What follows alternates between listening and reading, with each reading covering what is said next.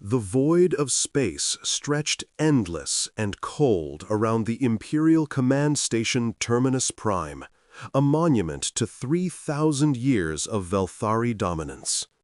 Admiral Kethzan stood before the panoramic viewport of the war room, his four arms clasped behind his back in the traditional posture of contemplation.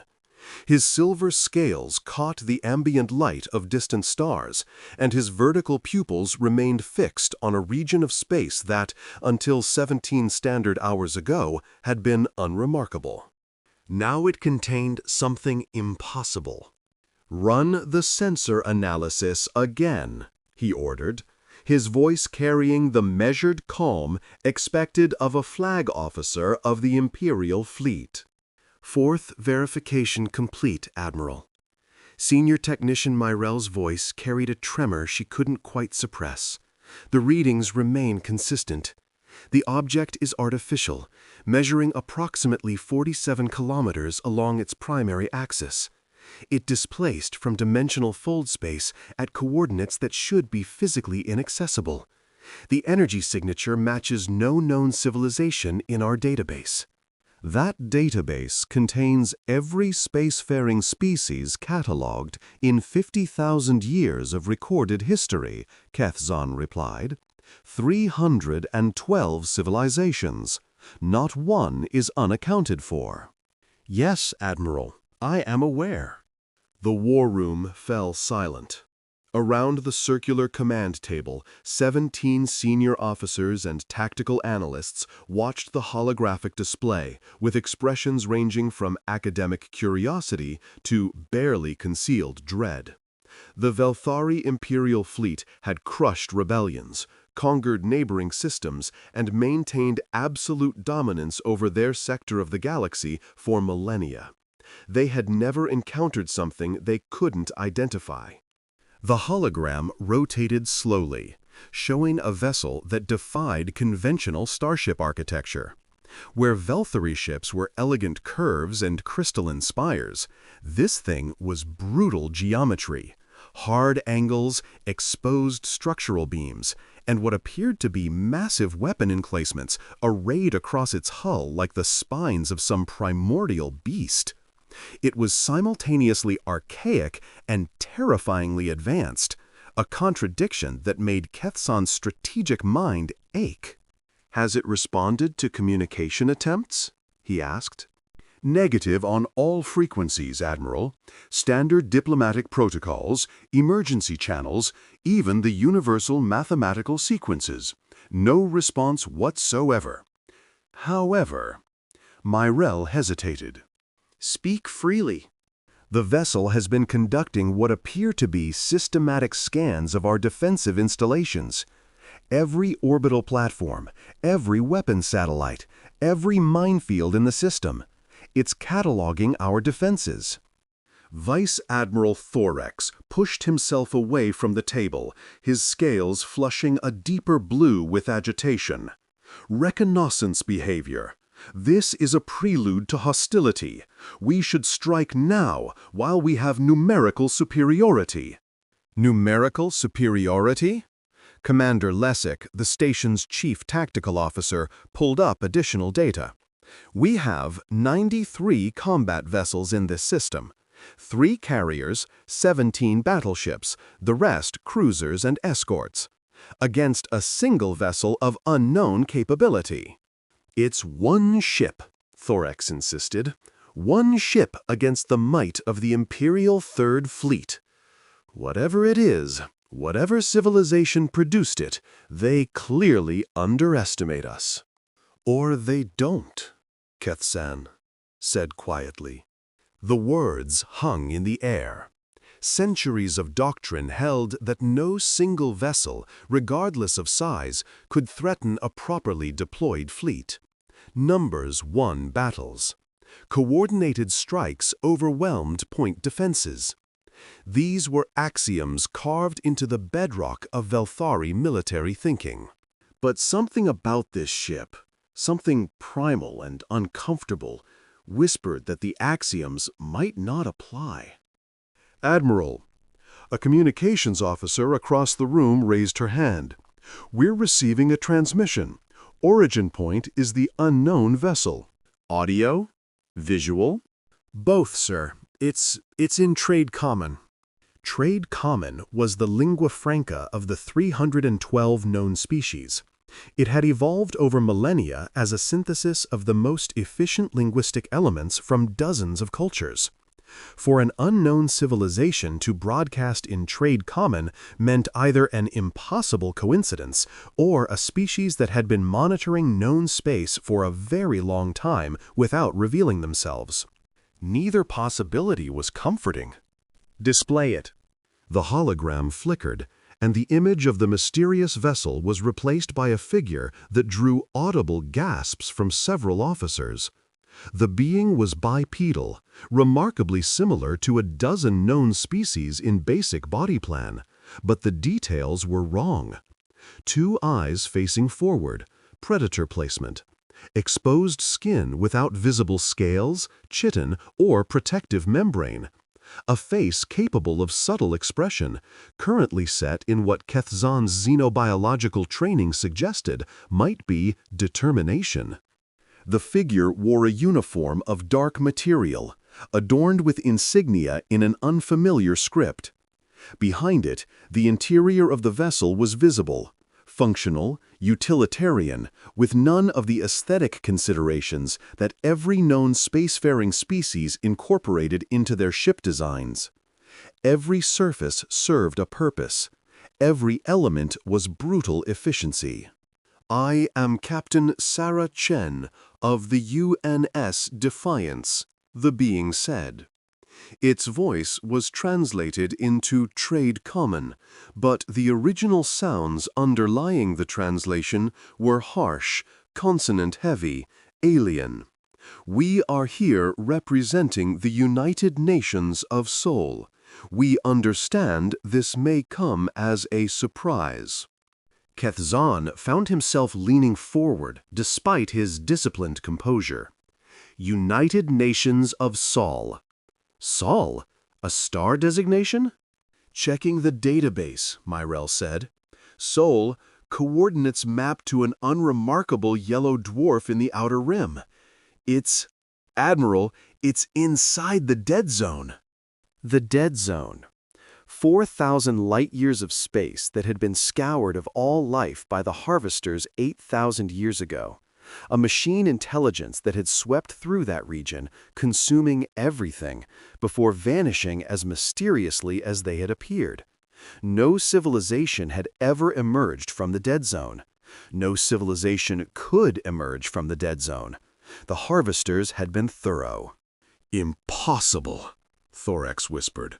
"Nothing survives the dead zone." On the hologram, Captain Chen continued speaking.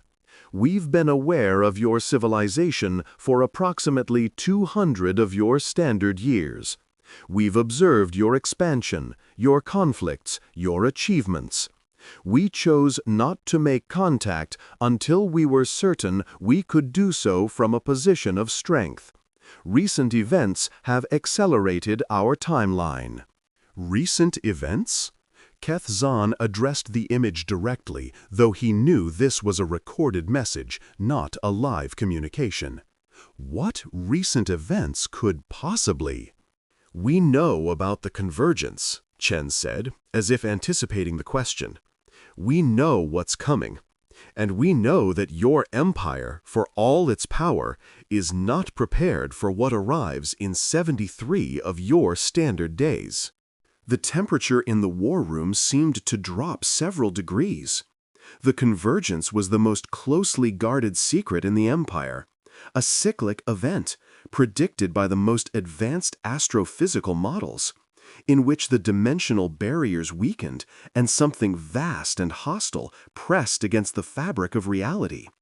It had happened 3 times in recorded Velthari history, each occurrence devastating entire sectors before the barriers restabilized.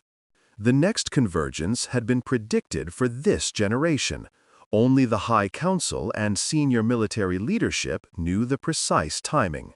73 days. "How do they know?" Commander Lessig demanded. That information is classified beyond any protocol. Not even the Senate has access to. They've been watching us for 200 years, Kithsan interrupted. They've been learning, analyzing, preparing. He turned to face his officers fully. This is not a first contact with a newly emerged species. This is first contact with a civilization that has been deliberately hiding until it chose to reveal itself. But why reveal themselves now? Myrell asked. If they've survived the dead zone, if they've developed technology capable of reaching us undetected, why announce their presence at all? They clearly have advantages in information, possibly in technology. Why sacrifice those advantages? Captain Chen's recorded message answered that question too. We're not here to conquer you. We're not here to supplant your empire or claim your territories. We're here because we've run the calculations, and your civilization will not survive the convergence without assistance. Ours will, but barely, and with losses that would cripple us for centuries. The mathematics of this situation favor cooperation. We believe you'll reach the same conclusion once you've verified our capabilities. The message paused, and Chen's expression shifted. Something that might have been a smile on a face that shared enough characteristics with known species for the expression to be readable. To facilitate that verification, we're going to conduct a demonstration. In exactly 30 minutes, we will eliminate Defensive Installation Theta 7, the weapons platform at coordinates you're receiving now. This platform is, I believe, scheduled for decommissioning due to reactive instability, but your fleet has been unable to approach it safely for demolition. We'll handle that for you. Watch carefully. The transmission ended. The hologram reverted to the image of the massive alien vessel, now moving slowly toward the outer system where the damaged weapons platform drifted. A hazard to navigation and a monument to an accident that had killed 37 technicians 3 years ago. She's correct about Theta 7, Commander Lessig confirmed after a moment of stunned silence. The reactor breach left it too radioactive to approach. We've had it marked for eventual long-range disposal. They know the disposition of our assets in detail, Thorax growled. Admiral, we cannot permit this demonstration. They're showing us that they can strike our installations with impunity. This is not diplomacy. This is intimidation. Perhaps, Kethzan said, but they're also showing us that they could have done this at any time and chose not to. They're eliminating a hazard we couldn't address ourselves. If they wanted to intimidate us, there are far more effective targets. You're suggesting we simply observe? I'm suggesting we're not prepared to do anything else. That ship crossed dimensional barriers that should be impassable.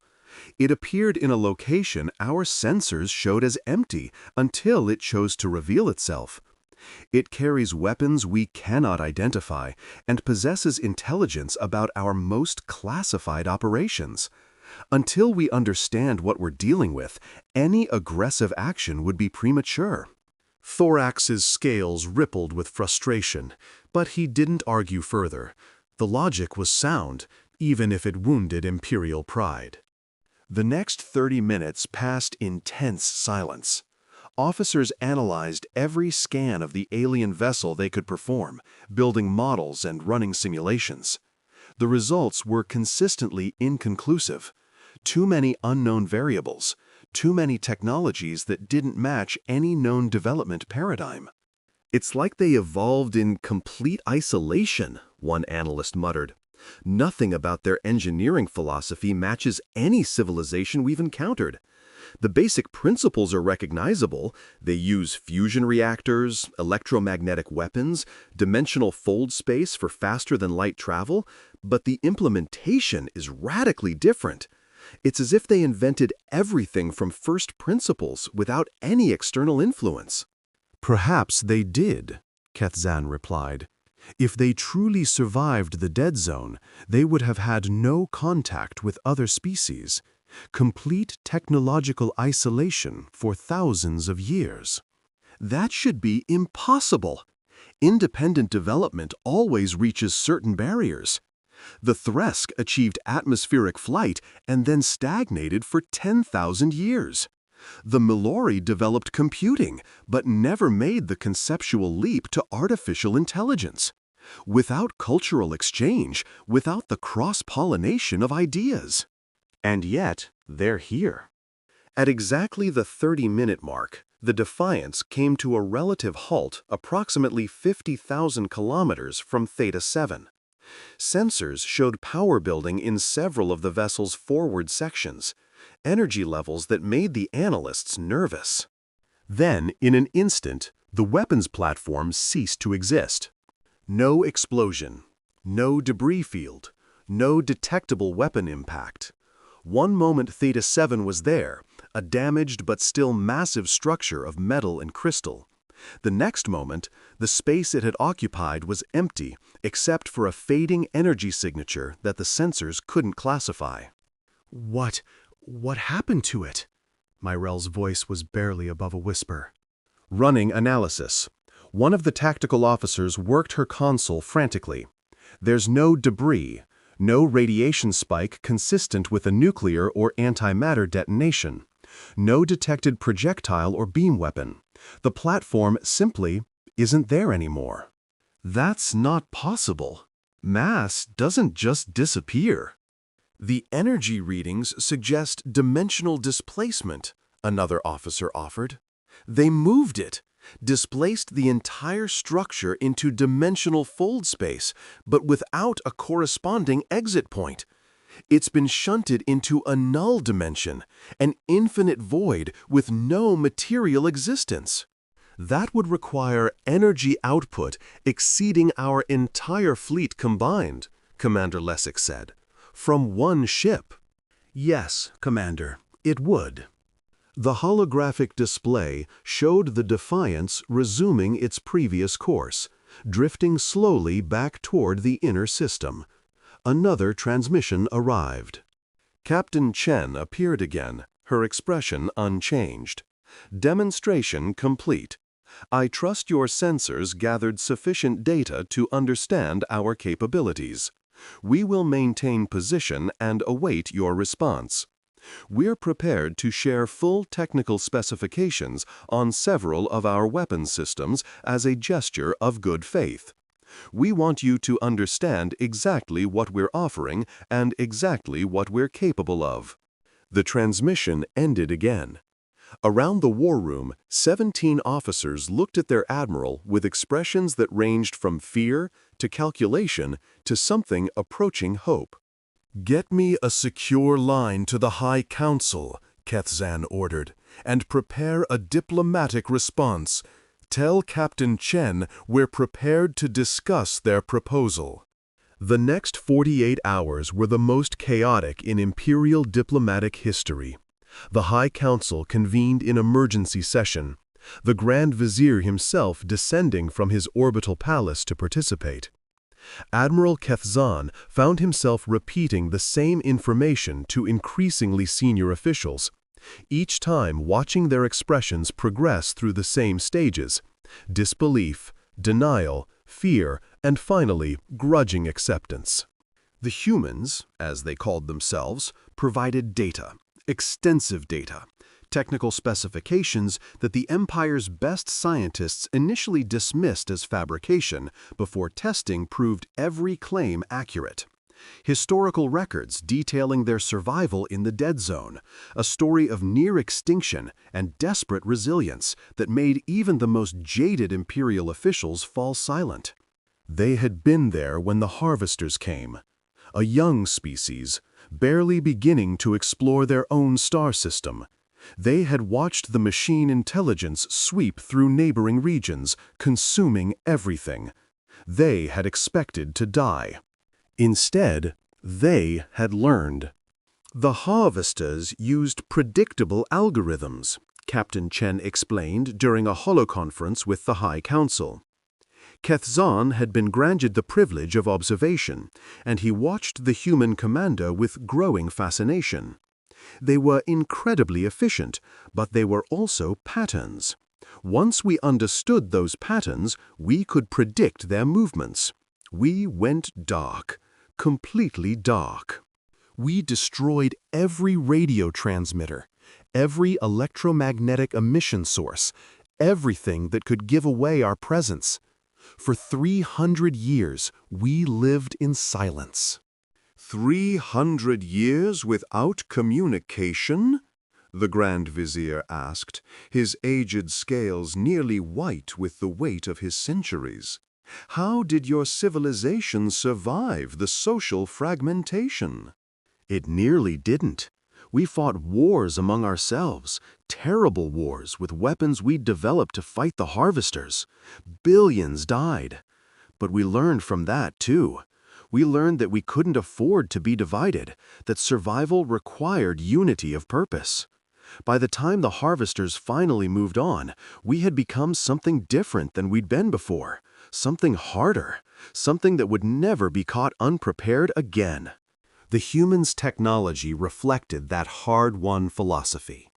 Where the Velthari and other species had developed elegant, efficient designs, the humans had built for redundancy, for resilience, for the ability to absorb catastrophic damage and continue fighting.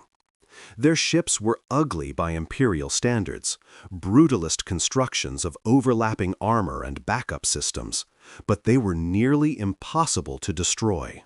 The Defiants carried weapons that shouldn't exist according to current physical models, shields that bent the fundamental forces in ways Imperial science couldn't replicate, and engines that made it the fastest vessel in known space. And it was, Captain Shen admitted, not their most advanced warship. "The Defiance is a diplomatic courier," she said, with what Kethzan was learning to recognize as human humor, a strange tendency to use understatement as emphasis. "We brought it because it was the most approachable of our options. Our dreadnoughts tend to make first contact more challenging." "Dreadnoughts," Vice Admiral Thorax said flatly. "You have more vessels like this one?" "The Defiance is a light cruiser, Admiral, 300 meters in length, crew of 400, designed for extended independent operations. Our Sovereign-class dreadnoughts are 4 kilometers long, with crews of 12,000 and enough firepower to sterilize a planet." The silence that followed was profound. "How many such vessels do you possess?" the Grand Vizier asked eventually. "Currently, 47 dreadnoughts are in active service. We're commissioning 3 more per standard year." Chen's expression was carefully neutral. "We've spent 3,000 years preparing for the convergence, or more accurately, for what comes through during the convergence. We call them the consuming. You may have other names." "The void spawn," Kethzan said. "The ancient texts describe them as things from outside reality, attracted to disruptions in dimensional barriers." "That matches our understanding.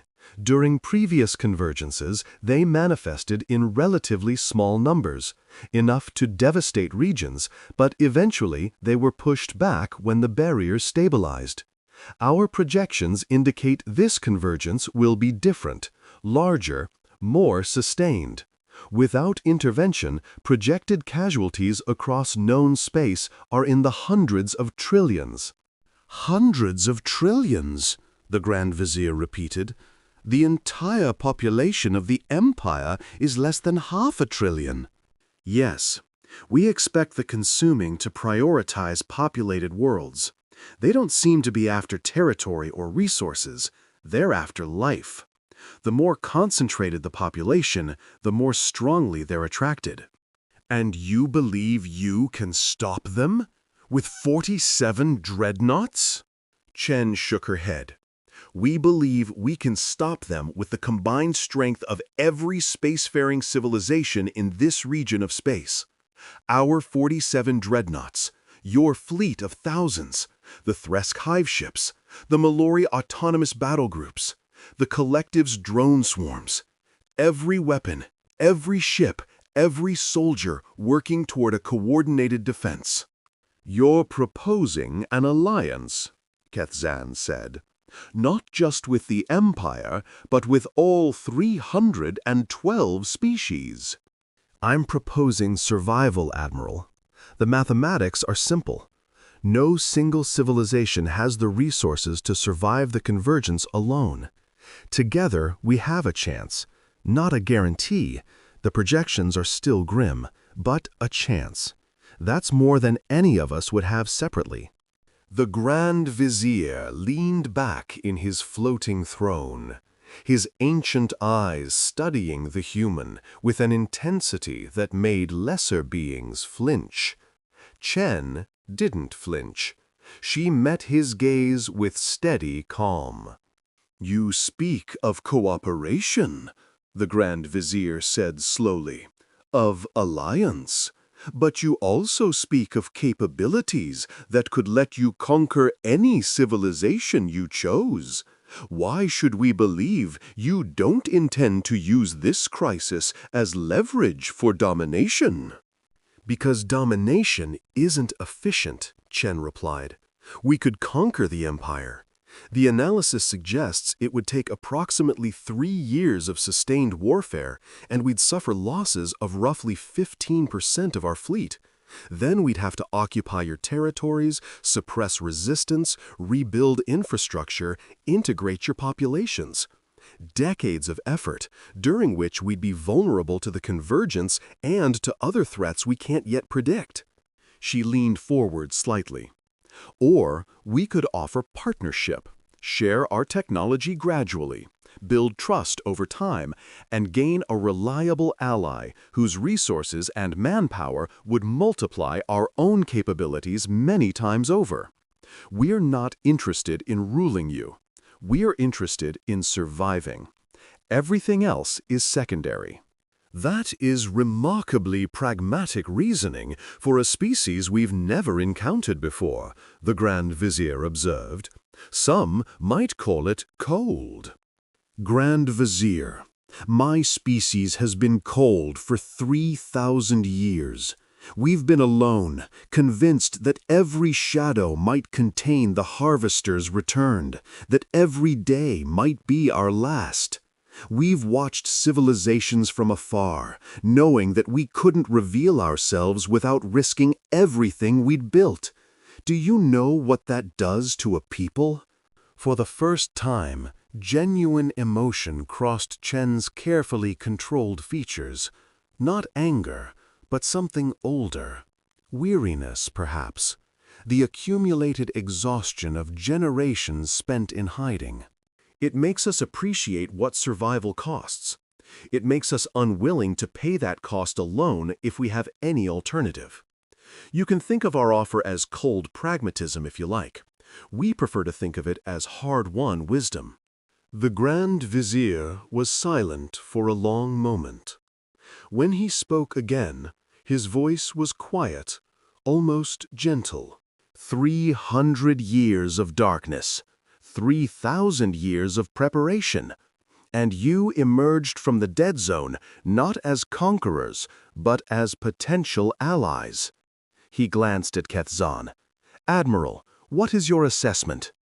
Kethzan chose his words carefully. The humans represent either the greatest threat or the greatest opportunity in our history. Their technology is generations ahead of ours in several critical areas. They could crush us if they chose to. But they didn't. They revealed themselves at a moment when our interests align, when cooperation serves both parties. That suggests either remarkable strategic acumen or genuine good faith. "Or both," the Grand Vizier murmured. "Captain Chen, we will need time to deliberate. You understand that decisions of this magnitude cannot be made in haste." "Of course. However, I'd remind you that we have 71 days until the convergence begins. Every day of deliberation is a day not spent preparing. We're willing to begin sharing defensive technologies immediately as a demonstration of commitment. Shield harmonics that would significantly improve your fleet's survivability. Early warning sensors for dimensional rifts. Tactical doctrine for engaging the consuming.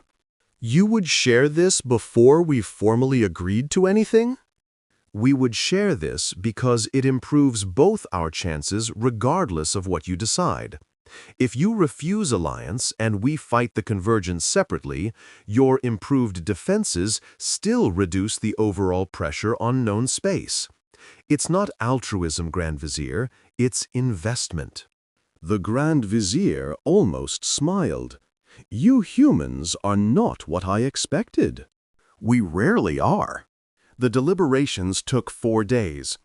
Kethzan spent most of that time aboard the Defiance, granted access as the Empire's military liaison in what he suspected was a carefully calculated gesture of transparency. The humans wanted him to see their ship, to understand their capabilities, to return to the High Council with first-hand observations. If so, the strategy worked. The Defiance was unlike anything in his experience. We call this section the Memorial Gallery, Lieutenant Commander Torres, his assigned guide, explained as they walked through a corridor lined with displays. Every ship in the fleet has one. It helps us remember why we do what we do. The displays were images, thousands of them, filling the walls from floor to ceiling. Faces, places, moments frozen in time. Kethzan paused before one showing a family group. 2 adults and 3 children, standing before a modest dwelling under a yellow sun. Who are they? The Yamamoto family. They lived on Mars, 3rd-generation colonists.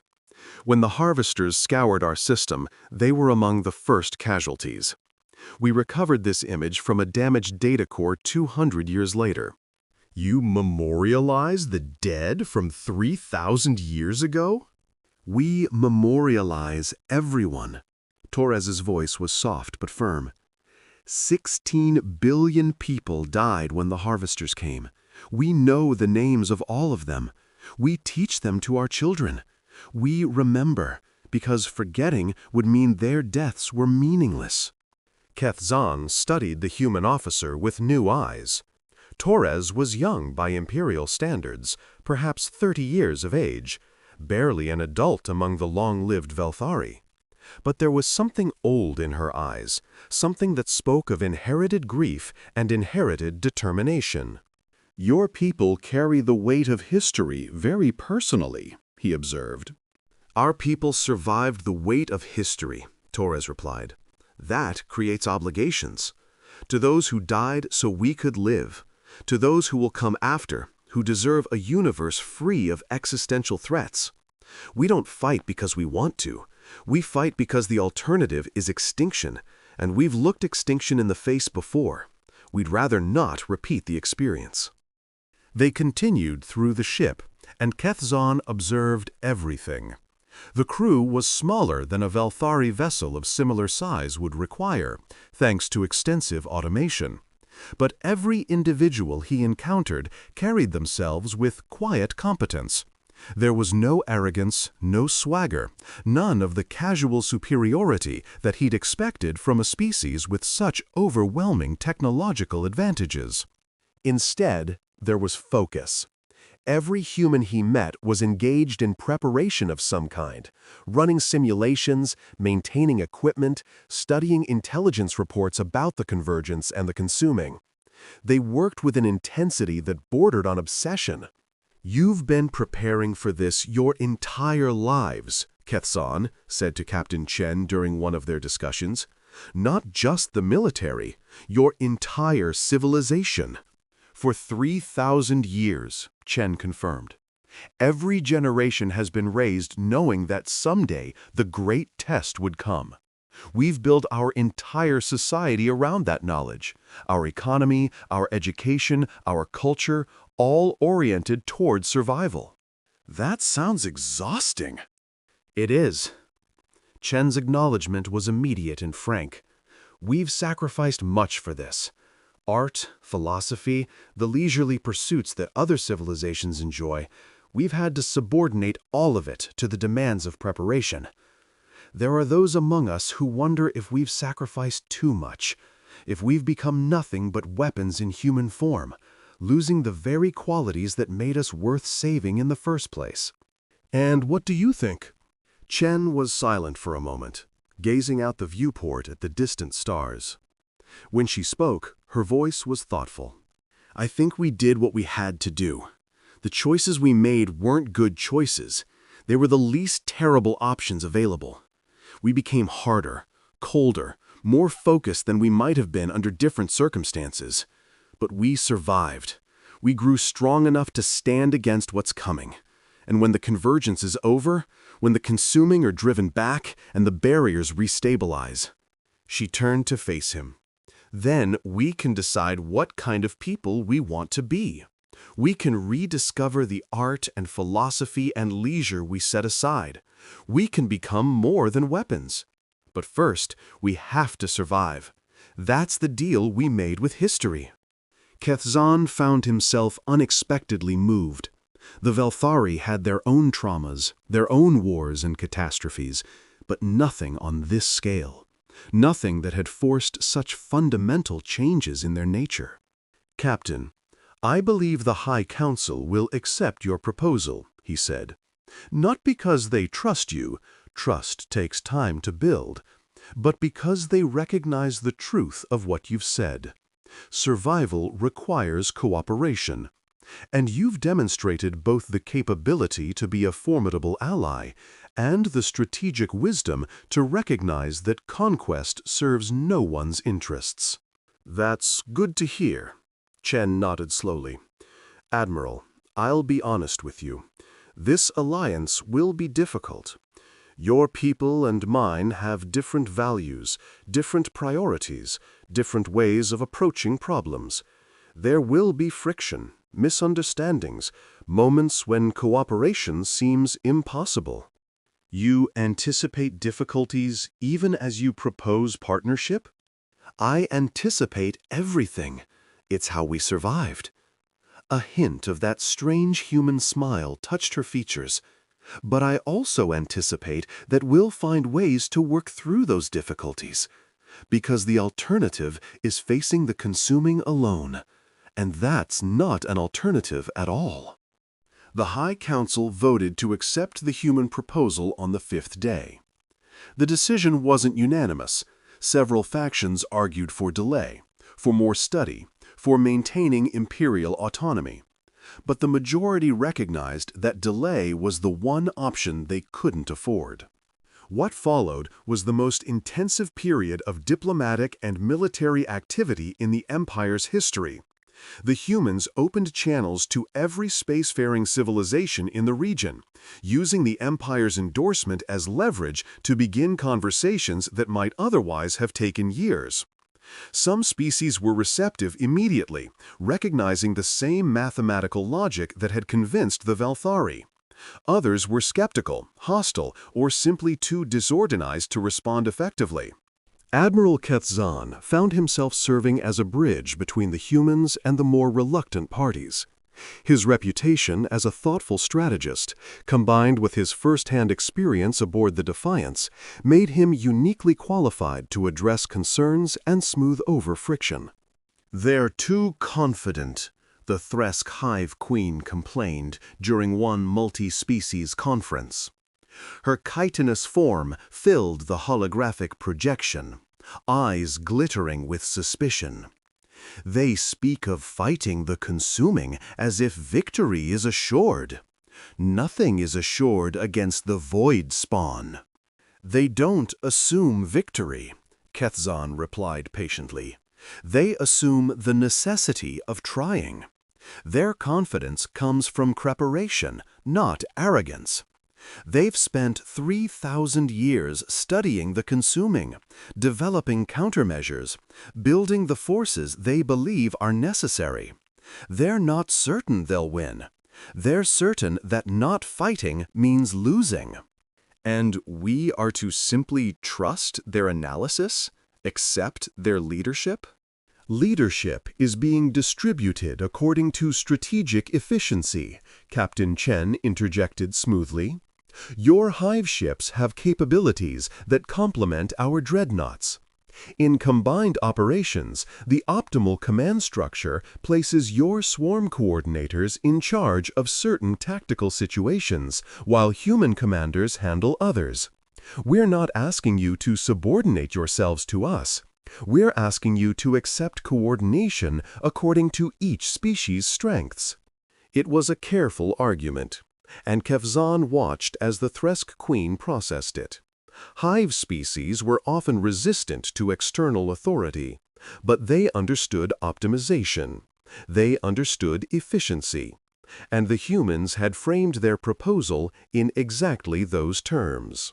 Slowly, reluctantly, the Queen nodded. We will consider this coordination, if the specific terms are acceptable. Similar negotiations played out across hundreds of species. Some required more persuasion than others. The Mellory, whose artificial intelligences approached sapience, were enthusiastic allies once they understood the technical challenges involved. The Collective, a hive mind spanning dozens of worlds, required guarantees about post-war autonomy that took weeks to negotiate. The various human factions, and Kethzan was surprised to learn that humanity was not a single unified government, despite their military coordination, had their own internal debates that occasionally spilled into the broader alliance discussions.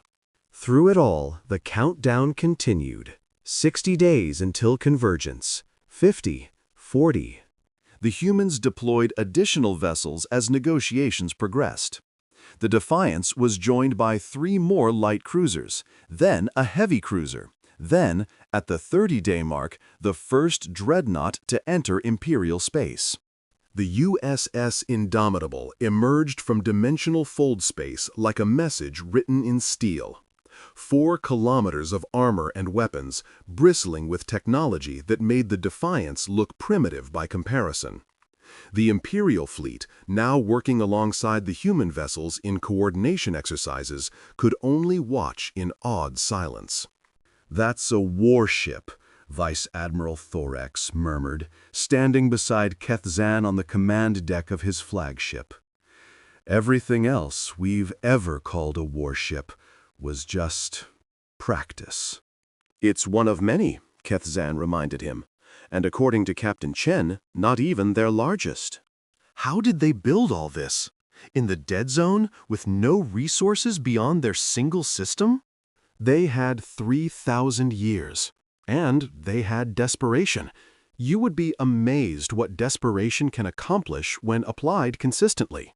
The Indomitable took up position at the center of the growing Allied fleet, and Admiral Nathan Cole, the highest-ranking human military officer in the sector, assumed overall strategic command. It was a controversial decision among some Imperial officers, but Kethzan had fought for it. Cole had spent his entire career preparing for exactly this scenario.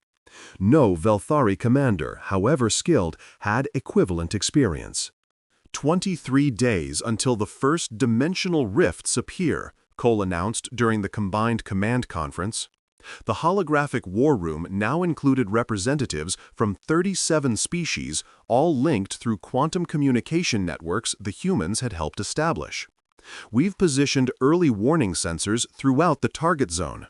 When the consuming manifest, we'll have approximately 4 hours to respond before they reach populated worlds. 4 hours, the Mellory representative calculated. Insufficient time for many of our slower vessels to reach defensive positions. Which is why slower vessels are already in position. We've been moving forces for the past 3 weeks. Current deployment puts 94% of Allied combat capability within optimal response range. Cole manipulated the holographic display, showing ship positions across dozens of star systems. The remaining 6% are reserves, positioned to reinforce wherever pressure is greatest. "You've thought of everything," the Thresk Queen observed. "We've tried to, but we've never fought the consuming directly. Our preparations are based on historical records, fragmentary sensor data, and theoretical models. We expect surprises. We expect losses. We expect to have to adapt on the fly." Cole's expression was grave. "What we're asking of all of you is trust. Trust that our analysis is sound. Trust that our technology will perform as promised. Trust that when the battle is joined, we'll stand together until it's over." "And if we lose?" someone asked. "Then we lose together. And the next generation, if there is one, will have to build something better from the ashes." Cole's voice hardened. "But we don't plan to lose. We've spent 3,000 years planning not to lose. Every simulation, every exercise, every war game we've ever run has been preparation for this moment. The consuming don't know it yet, but they're about to learn what humanity is capable of when we stop hiding." The first rift opened on schedule 17 days later. Sensors detected dimensional instability in the Kethros system, a relatively unpopulated region on the edge of Imperial space, and within minutes the Allied fleet was responding. Keth Zahn commanded a mixed squadron of Velthari battleships and human escorts, one of dozens of such formations distributed throughout the engagement zone. They emerged from fold space in combat formation, weapons charged, shields at maximum, ready for whatever emerged from the rift. What emerged was horror given form. The consuming came through in waves, entities that defied physical description, shapes that shifted and flowed and seemed to exist partially outside normal space-time. They ranged from the size of fighters to the size of battleships, and they radiated wrongness on a fundamental level that made sensors glitch and organic minds flinch. "Contact," his sensor officer reported, voice steady despite the circumstances. "Estimate 200+ hostiles emerging from primary rift. Secondary rifts forming at coordinates." "I see them." Kethzan forced calm into his voice. "All units, execute defensive pattern Thresk 7. Human escorts, begin harassment runs." The battle joined, and it was nothing like any engagement Kethzan had ever experienced. The consuming didn't fight like ships. They didn't maneuver tactically, didn't coordinate in recognizable patterns, didn't respond to damage in predictable ways. They simply flowed toward their targets, absorbing fire that should have destroyed them, regenerating from wounds that should have been fatal. "Our weapons are barely effective," someone reported. "They're adapting to our energy frequencies." "Switch to kinetic rounds. They can't adapt to physics." Kethzan's orders were calm, drawing on doctrine the humans had shared during the preparation period. Target their core masses. Sensors show those as the only vulnerable points. The Velthari battleships opened up with mass drivers, accelerating tungsten projectiles to significant fractions of light speed. The consuming twisted and screamed, a sound transmitted through space-time itself, not through vacuum, as physical impacts did what energy weapons could not. But there were so many of them. The rifts kept opening, kept vomiting forth more of the nightmarish entities, and for every one destroyed, 2 more seemed to take its place. "This is indomitable, actual to all Allied forces." Admiral Cole's voice cut through the chaos, calm and commanding. "Execute contingency Omega-3. Human dreadnoughts are engaging." Kethzan watched as the Indomitable and its sister ships moved forward, entering the main engagement zone with weapon systems activating that hadn't been used in the preparation exercises. Reality seemed to shiver as the dreadnoughts opened fire, each shot creating momentary disruptions in space-time itself. The consuming screamed again, but this time it was different. This was pain. This was fear. "What weapons are those?" Thorax demanded over the command channel. Dimensional shear cannons, a human voice replied. They create localized fold space events inside the target. The consuming exist partially in fold space. These weapons destroy them there. It's the only way to make them stay dead. The tide of battle shifted. The human dreadnoughts carved paths through the consuming hordes, their dimensional weapons doing what conventional armaments could not. Allied forces rallied around them, providing supporting fire and point defense against the smaller consuming that tried to swarm the massive vessels. But the rifts kept coming. Across Imperial space, across the territories of every species in the Alliance, dimensional barriers were weakening and the consuming were flooding through. Each battle was a desperate holding action, and the casualties were mounting. "We're losing the Thresk hive world Kethrix," someone reported. "Their defensive swarms are overwhelmed." "Reinforcements en route," Cole replied. "UNS Defiant and Escort Group reroute to Kethrix immediately. All available Mallory battle groups, support them." "Admiral, if we pull forces from the Morrow sector, the rifts there will be temporarily undefended. I know. We'll rotate reserves to cover. The Thresk cannot lose another hive world." Kethzan understood the calculation. The Alliance was about more than just military coordination. It was about trust, about demonstrating that every species' survival mattered equally. If the humans let the Thresk fall to concentrate forces elsewhere, that trust would shatter. And without trust, the Alliance would fragment, each species retreating to defend its own territory until the consuming overwhelmed them one by one. The battle for Kethrix was brutal, but the reinforcements arrived in time. The Thresk hive mind, coordinating billions of warriors across hundreds of ships, performed feats of synchronized combat that amazed even the human commanders. The consuming were driven back, the rifts sealed through concentrated fire from dimensional shear weapons, and another world survived. But the cost was high.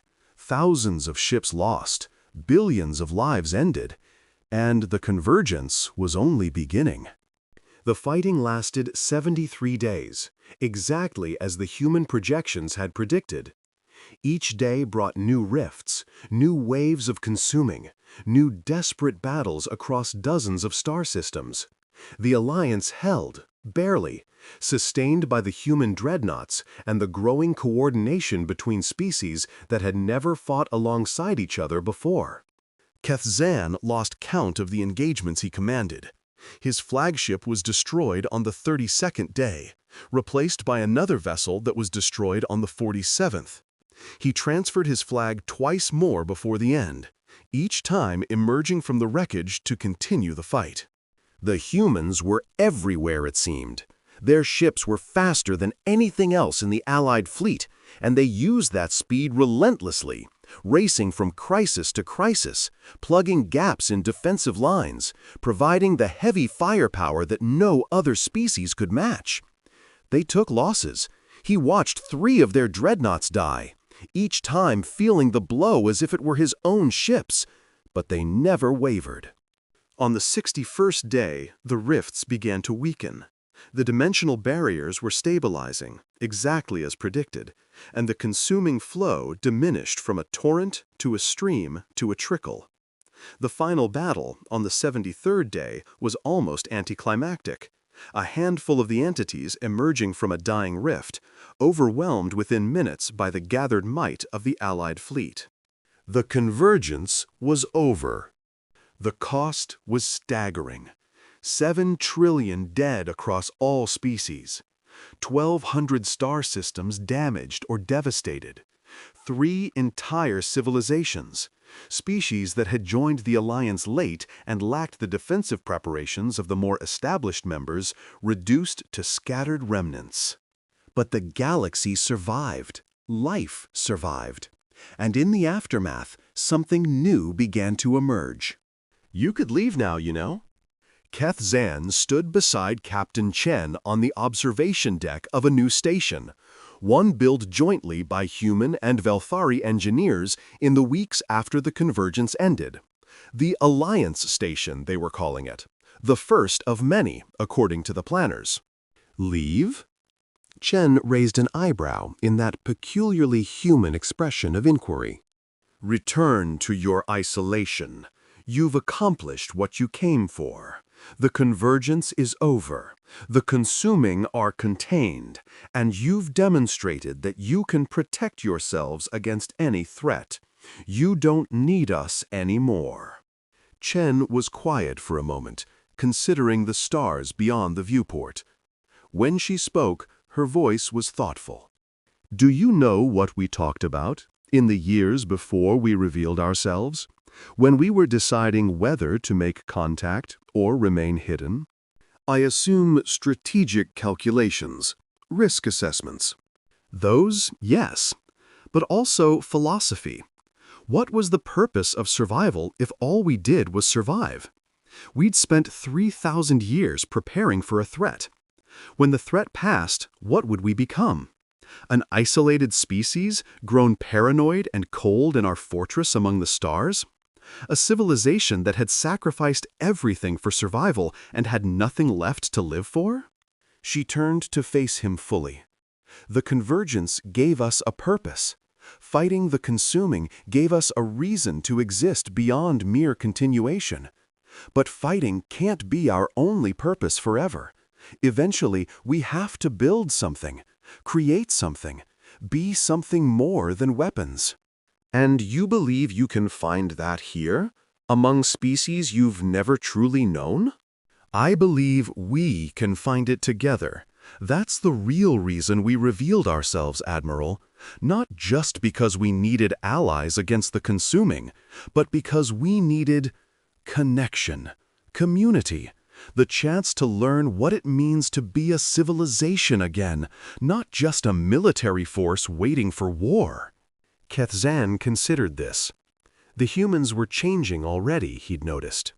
In the weeks since the fighting ended, they seemed less tightly wound, less obsessively focused on efficiency and preparation. Officers laughed more. Crews took time for leisure that would have been unthinkable during the crisis. They were, slowly, remembering how to be people rather than soldiers. The Empire will need time to adjust, he said finally. 3,000 years of being the dominant power, and suddenly we're one civilization among many in an alliance of equals. There will be resistance. Politics, complications. We know. We're prepared for complications. Chen smiled. A full smile, not the controlled expression he'd seen during their first meeting. We've gotten very good at patience, Admiral. What's another few centuries between friends? Friends. The word was strange, applied to a species that had arrived as an unknown threat less than 3 months ago. But looking at the woman beside him, at the determination and hope and hard-won wisdom in her eyes, Kethzan found that it didn't feel inappropriate. The High Council is establishing a permanent diplomatic mission to your territories, he said. They've asked me to lead it. I know. Admiral Cole mentioned he'd be assigning a permanent liaison to Imperial space as well.